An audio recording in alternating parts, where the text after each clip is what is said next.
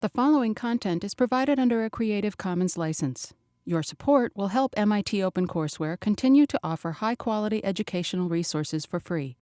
To make a donation or to view additional materials from hundreds of MIT courses, visit MIT OpenCourseware at ocw.mit.edu. So, Professor Jarrison is relaxing in sunny London, Ontario today and sent me in as his substitute again. I'm glad to be here and see you all again. So our agenda today, he said that he'd already talked about power series and Taylor's formula, I guess on last week, right? On Friday. And so I'm going to go a little further with that, show you some examples, show you some applications. And then I have this course evaluation survey that I'll hand out in the last 10 minutes or so of the class. I also have this handout that he made that says 1801 end of term 2007. If you didn't pick this up coming in, grab it going out. People tend not to pick it up when they walk in, I see. So grab this when you're going out.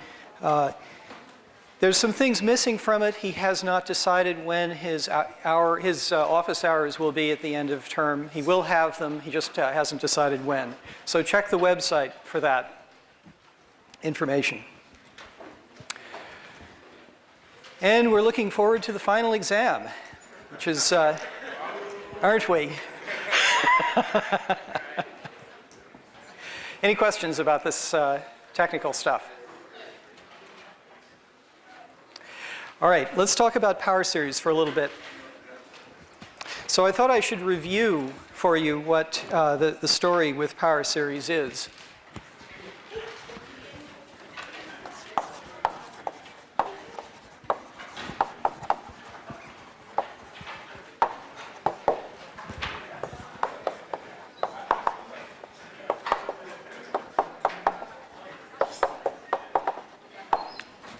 Okay, could I have your attention, please? So a power series is a way of writing a function as a sum of integral powers of x. These a, 0, a1, and so on are numbers. An example of a power series is a polynomial. Not to be forgotten, one type of power series is one which goes on for a finite number of terms and then ends, so that all the higher a sub i's are all 0. This is a perfectly good example of a power series. It's a very special kind of power series. And part of what I want to tell you today is that power series behave almost exactly like polynomials. There's just one thing that you have to be careful about when you're using power series that isn't a concern for polynomials, and I'll show you what that is in a minute. So you should think of them as generalized polynomials. The one thing that you have to be careful about is that there is a number. So one caution.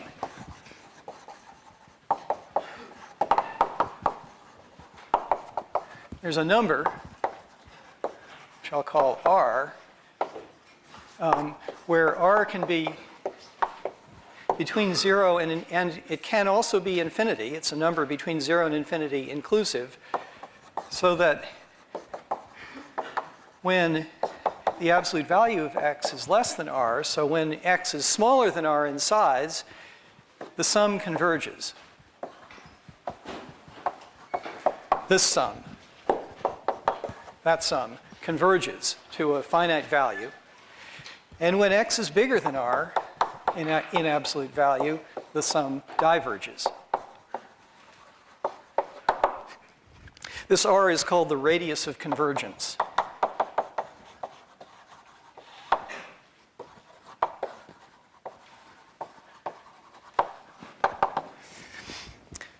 So we'll see some examples of what the radius of convergence is in various power series as well, and how you find it also.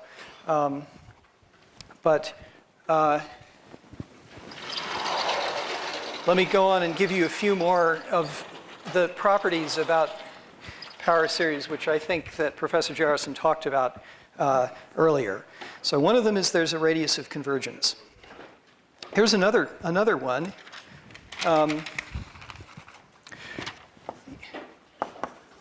If you're inside of the radius of convergence, then the function has all its derivatives.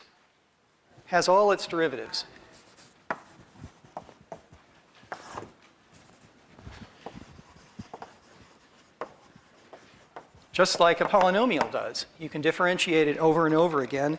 And in terms of those derivatives, the number a sub n in the power series can be expressed in terms of the value of the derivative at 0. And this is called Taylor's formula. So I'm saying that inside of this radius of convergence, the function that we're looking at, this f of x, can be written as the value of the function at 0, that's a sub 0, plus the value of the derivative. This bracket n means you take the derivative n times. So when n is 1, you take the derivative once at 0, divide it by 1 factorial, which is 1, and multiply it by x. That's the linear term in the power series. And then the quadratic term is you take the second derivative, remember to divide by 2 factorial, which is 2, multiply that by x squared, and so on out. So the coefficients in the power series just record the values of the derivatives of the function at x equals 0. And they can be computed that way also. Let's see. I think that's an end of my summary of things that he talked about. I think he did one example, and I'll repeat that example, of a power series. This example wasn't due to David Jarrison, it was due to Leonhard Euler. And it's the example of where the function is the exponential function e to the x. So let's see. Let's compute what I will just repeat for you, the computation of the power series for e to the x, just because it's such an important thing to do. So in order to do that, I have to know what the derivative of e to the x is and what the second derivative of e to the x is, and so on, because that comes into the Taylor formula for the coefficients. But we know what the derivative of e to the x is. It's just e to the x again, and it's that way all the way down. All the derivatives are e to the x over and over again. So when I evaluate this at x equals 0, well, the value of e to the x is 1. The value of e to the x is 1 at x equals 0. You get a value of 1 all the way down. So all these derivatives at 0 have the value 1. And now when I plug into this formula, I find e to the x is 1 plus 1 times x plus 1 over 2 factorial times x squared plus 1 over 3 factorial times x cubed plus and so on.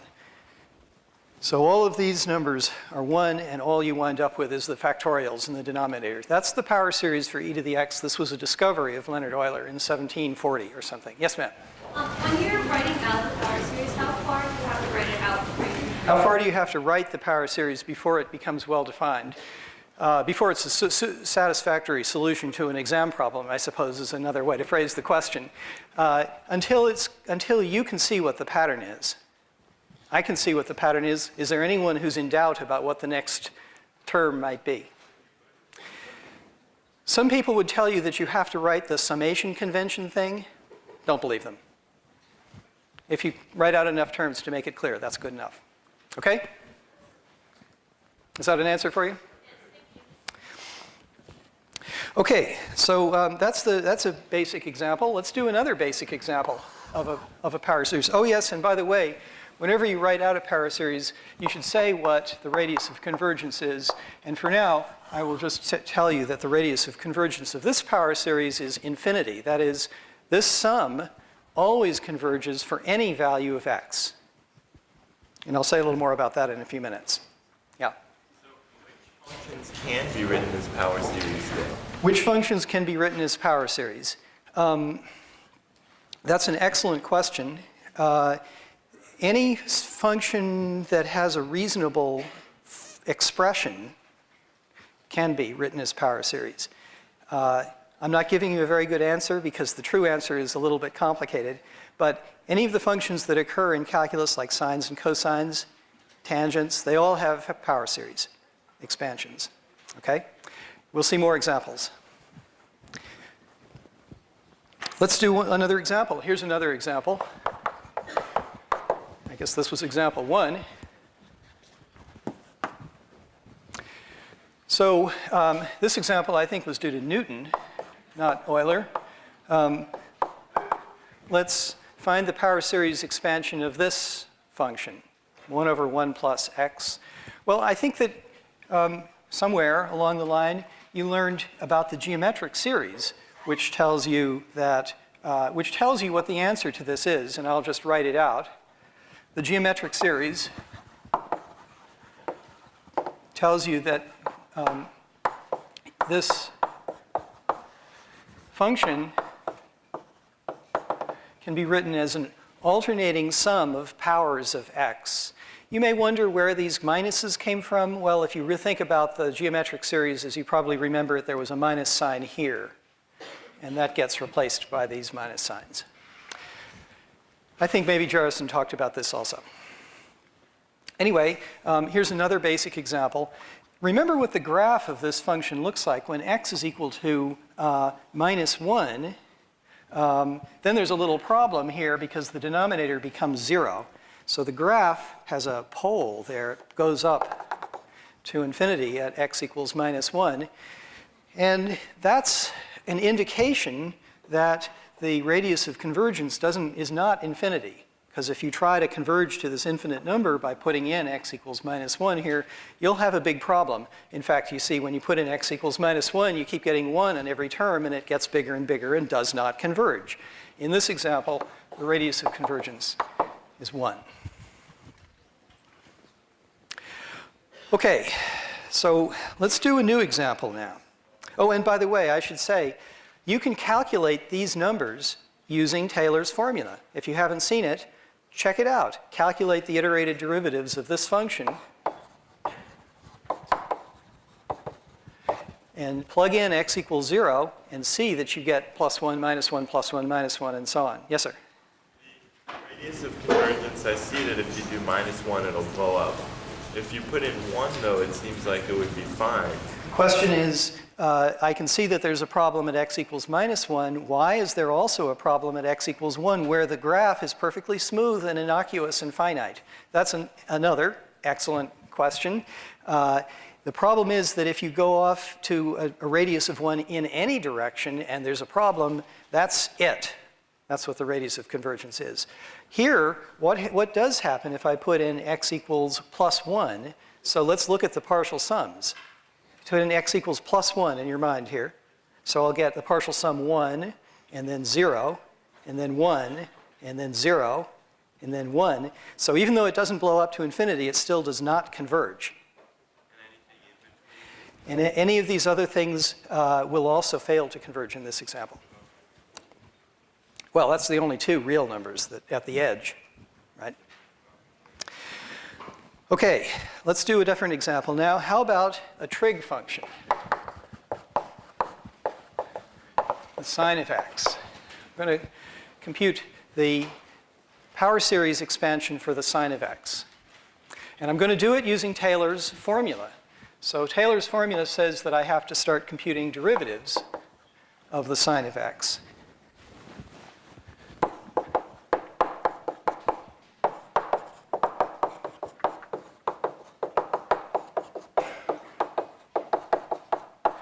Now, this sounds like it's going to be a lot of work. Let's see, the derivative of the sine is the cosine. And the derivative of the cosine, that's the second derivative of sine, is what? Remember the minus, it's minus sine of x. Okay, now I want to take the third derivative of the sine, which is the derivative of sine prime prime, so it's the derivative of this. And we just decided the derivative of sine is cosine, so I get cosine, but I have this minus sign in front. And now I want to differentiate again, so the cosine becomes a minus sign, and that minus sign cancels with this minus sign to give me sine of x. You follow that? A lot of minus ones canceling out there. So all of a sudden, I'm right back where I started. These two are the same, and the pattern will now repeat forever and ever. Higher and higher derivatives of sines are just plus or minus sines and cosines. Now, the Taylor's formula says I should now substitute x equals 0 into this and see what happens. So let's do that. When x is equal to 0, the sine is 0. The cosine is 1. The sine is 0, so minus 0 is also 0. The cosine is 1, but now there's a minus 1. And now I'm back where I started. And so the pattern will repeat. Okay? So the values of the derivatives are all zeros and plus and minus ones, and they go through that pattern, fourfold periodicity, over and over again. And so we can write out what the sine of x is using Taylor's formula, using this formula. So I put in the value at 0, which is 0. Then I put in the derivative, which is 1 multiplied by x. Then I have the second derivative divided by 2 factorial, but the second derivative at 0 is 0. So I'm going to drop that term out. Now I have the third derivative, which is minus 1. And remember the 3 factorial in the denominator, and that's the coefficient of x cubed. What's the fourth derivative? Well, here we are. It's on the board. It's 0.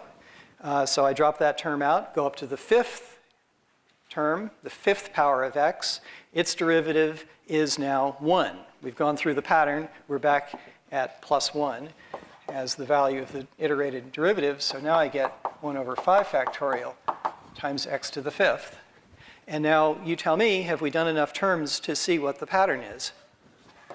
I guess the next term will be a minus 1 over 7 factorial, x to the 7th, and so on. Let me write this out again, just so we have x cubed over 3 factorial. So it's x minus x cubed over 3 factorial plus x to the 5th over 5 factorial. You guessed it, and so on. That's the power series expansion for the sine of x. Okay? And so the signs alternate, and these denominators get very big, don't they? Exponentials grow very fast. Let me make a remark. R is infinity here. The radius of convergence of this power series, again, is infinity. And let me just say why. The reason is that the term x to the, the general term is going to be like x to the 2n plus 1 divided by 2n plus 1 factorial. An odd number I can write as 2n plus 1. And what I want to say is that the size of this, what happens to the size of this as x, as n goes to infinity? So let's just think about this for a fixed x. Let's fix a number x. Look at powers of x and think about the size of this expression when n gets to be large.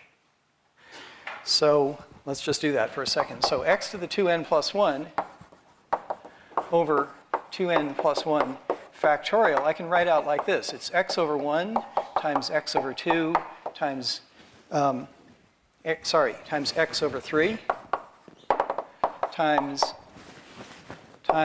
x over 2n plus 1. I've multiplied x by itself 2n plus 1 times in the numerator, and I've multiplied the numbers 1, 2, 3, 4, and so on by each other in the denominator, and that gives me the factorial. So I've just written this out like this. Now, x is fixed, so maybe it's 1,000,000, okay? Big, but fixed. What happens to these numbers? Well, at first they're pretty big. This is 1,000,000 over 2, this is 1,000,000 over 3. But when n gets to be, maybe if n is 1,000,000, then this is about 1/2. If n is 1 billion, then this is about 1 over 2,000, right? The denominators keep getting bigger and bigger, but the numerators stay the same. They're always x.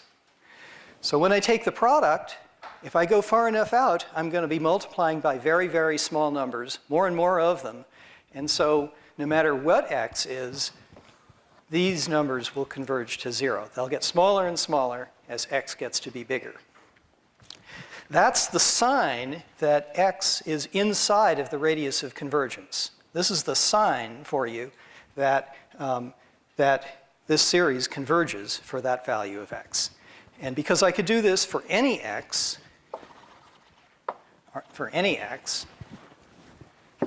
this works.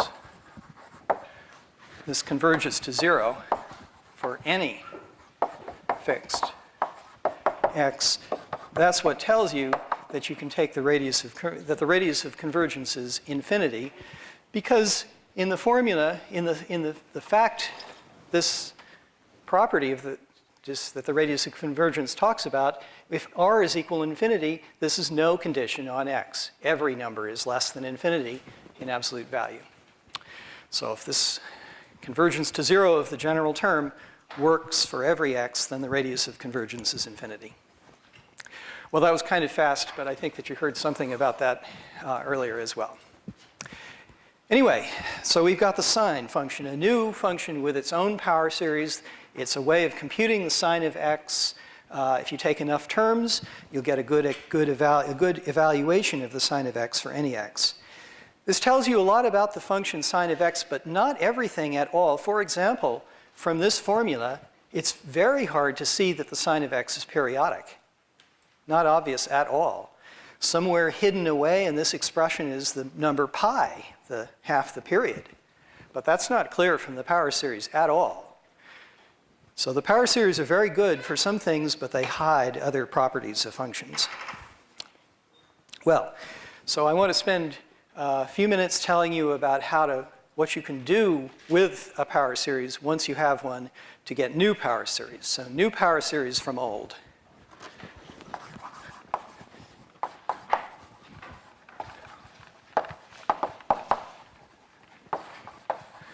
And this is also called operations on power series. So what are the things that we can do to a power series? Well, one of the things you can do is multiply. So, for example, what if I want to compute a power series for x times the sine of x? Well, I have a power series for the sine of x. I just did it. How about a power series for x? Actually, I did that here too. X, the function x, is a very simple polynomial. It's the polynomial where that's 0, a1 is 1, all the other coefficients are 0. So x itself is a power series, a very simple one, and the sine of x is a power series. And what I want to encourage you to do is treat power series just like polynomials and multiply them together. We'll see other operations too. So to compute the power series for x times the sine of x, I just take this one and multiply it by x.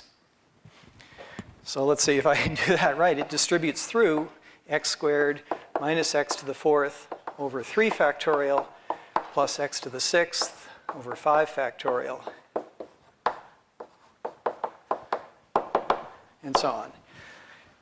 And again, the radius of convergence is going to be the smaller of the two radii of convergence here. So it's r equals infinity in this case. Okay, you can multiply power series together. It can be a pain if the power series are very long, but if one of them is x, it's pretty simple. Okay, it's one thing I can do.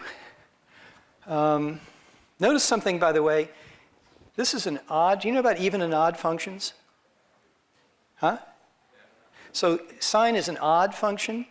X is an odd function. The product of two odd functions is an even function. And that's reflected in the fact that all the powers that occur in the power series are even. For an odd function like the sine, all the powers that occur are odd powers of x. That's always true. Okay, we can multiply. I can also differentiate.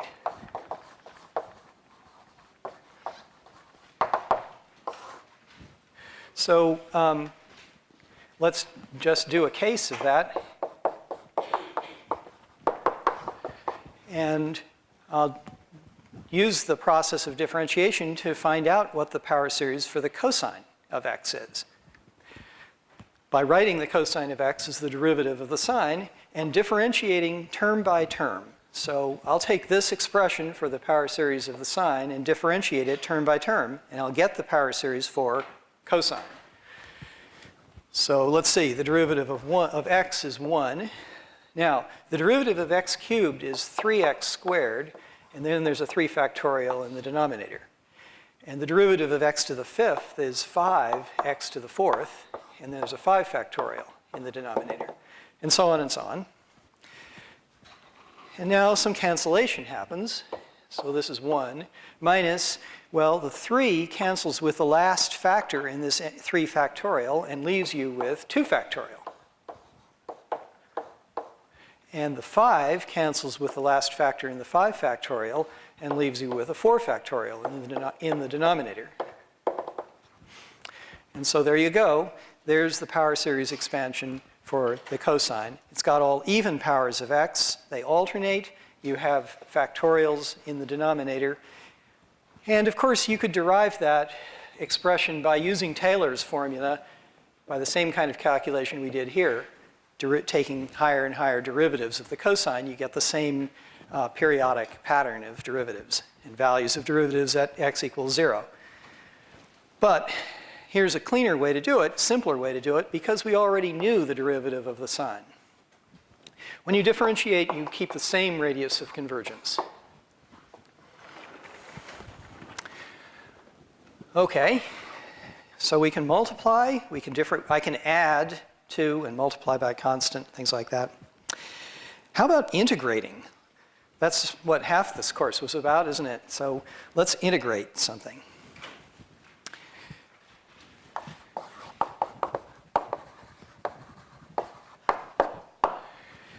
So the integration I'm going to do is this one. The integral from 0 to x of dt over 1 plus x. What is that integral as a function?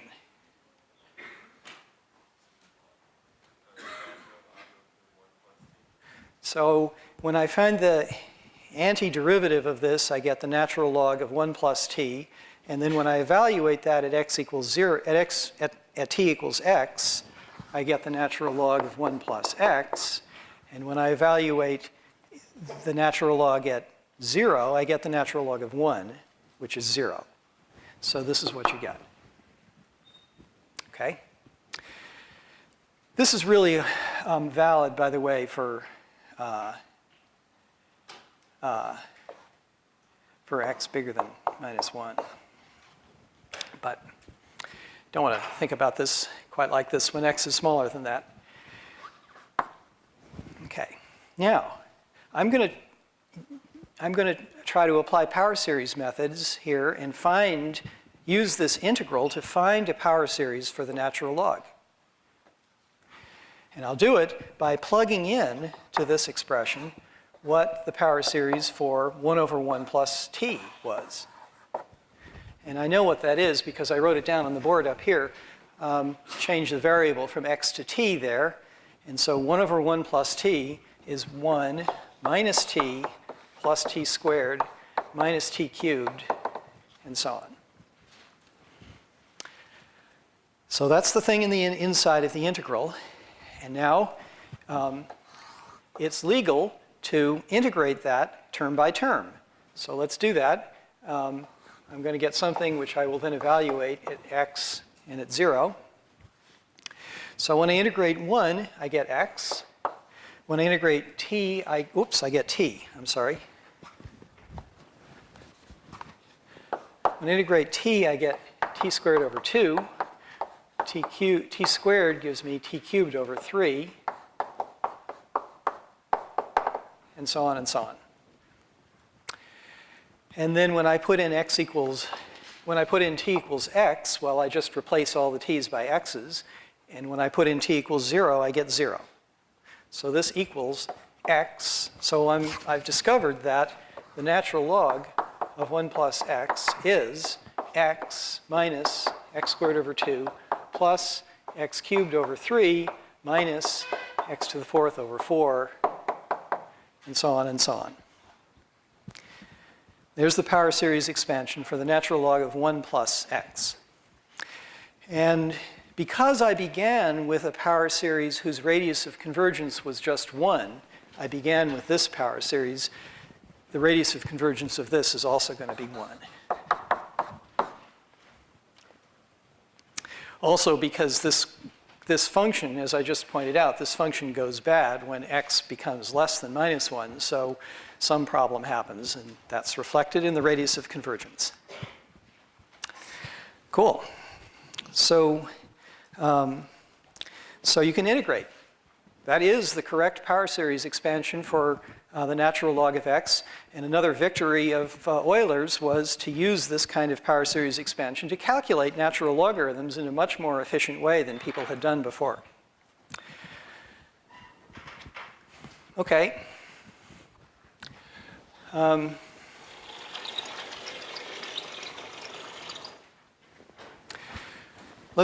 One more property. Think. What are we at here? 3, 4. Substitute.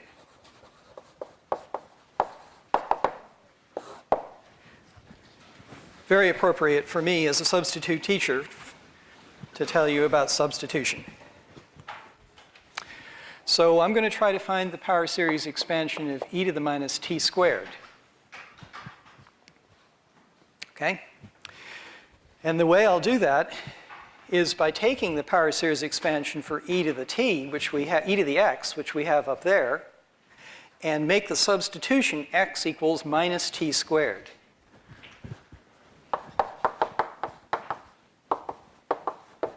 In the expansion for e to the x. Do you have a question?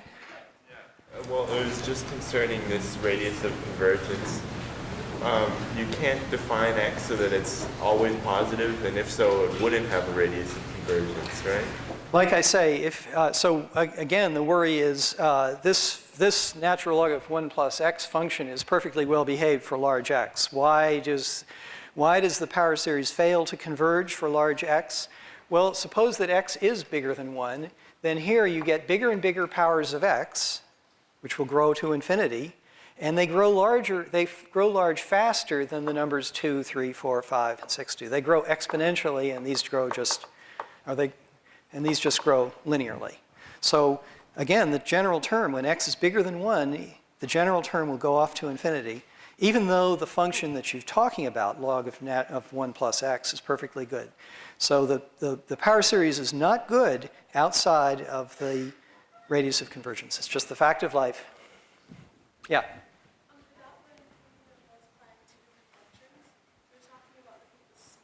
Yeah.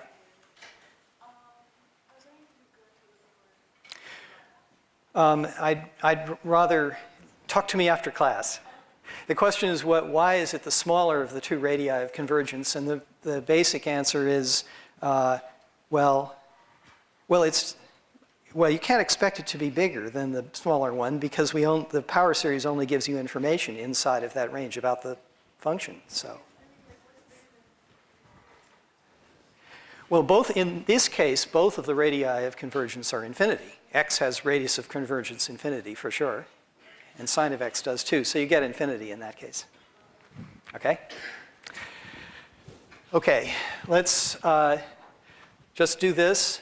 And then I'm going to integrate this, and that'll be the end, I guess, of what I have time for today. So what's the power series expansion for this? The power series expansion of this is going to be a function of t, right? Because the variable here is t. And I get it by taking my expansion for e to the x and putting in what x is in terms of t.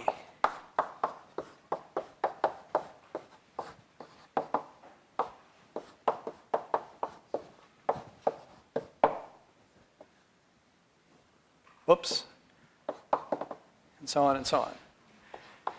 I just put in minus t squared in place of x there in the series expansion for e to the x. So I can work this out a little bit better. Minus t squared is what it is. This is going to give me a t to the fourth. and the minus squared is going to give me a plus. So I get t to the fourth over 2 factorial. Then I get minus t quantity cubed, so there will be a minus sign and a t to the sixth, and the denominator is 3 factorial. So the signs are going to alternate, the powers are all even, and the denominators are these factorials. Okay? Several times as this course has gone on, the error function has made an appearance. The error function was, I guess it gets normalized by putting a 2 over the square root of pi in front. Whoops. And it's the integral of e to the minus t squared dt from 0 to x. And this normalization is here because that as x gets to be large, the value becomes 1. So this error function is very important in the theory of probability. And I think you calculated this fact at some point in the course. So this is the standard definition of the error function, to put a 2 over the square root of pi in front. Let's calculate its power series expansion. So there's a 2 over the square root of pi that hurts nobody here in the front. And now I want to integrate e to the minus t squared, and I'm going to use this power series expansion for that to see what you get. So I'm just going to write this out, I think. I did it out carefully in another example over there, so I'll do it a little quicker now. Integrate this term by term. You're just integrating powers of t, so it's pretty simple. So I get, and then I'm evaluating at x and at 0. So I get x minus x cubed over 3 plus x to the fifth over 5 times 2 factorial. 5 from integrating the t to the fourth, and the 2 factorial from this denominator that we already had. And then there's a minus x to the seventh over 7 times 3 factorial, and plus, and so on, and you can imagine how they go on from there. I guess to get this exactly in the form that we began talking about, I should multiply through. So the coefficient of x is 2 over the square root of pi, and the coefficient of x cubed is minus 2 over 3 times the square root of pi, and so on. But this is a perfectly good way to write this power series expansion as well. And this is a very good way to compute the value of the error function. It's a new function in our experience. Your calculator probably calculates it, and your calculator probably does it by this method. Okay, so that's my sermon on examples of things you can do with power series. So we're going to do the CEG thing in just a minute. Professor Jerrison wanted me to make an ad for 1802, just in case you were thinking of not taking it next term. You really should take it. It'll put a lot of things in this course into context, for one thing. It's about vector calculus and so on, so you learn about vectors and things like that. But it comes back and explains some things in this course that might have been a little bit strange, like these strange formulas for the product rule and the quotient rule, and they sort of random formulas. Well, one of the things you learn in 1802 is that they're all special cases of the chain rule. And just to drive that point home, he wanted me to show you this poem of his that really drives the point home forcefully, I think.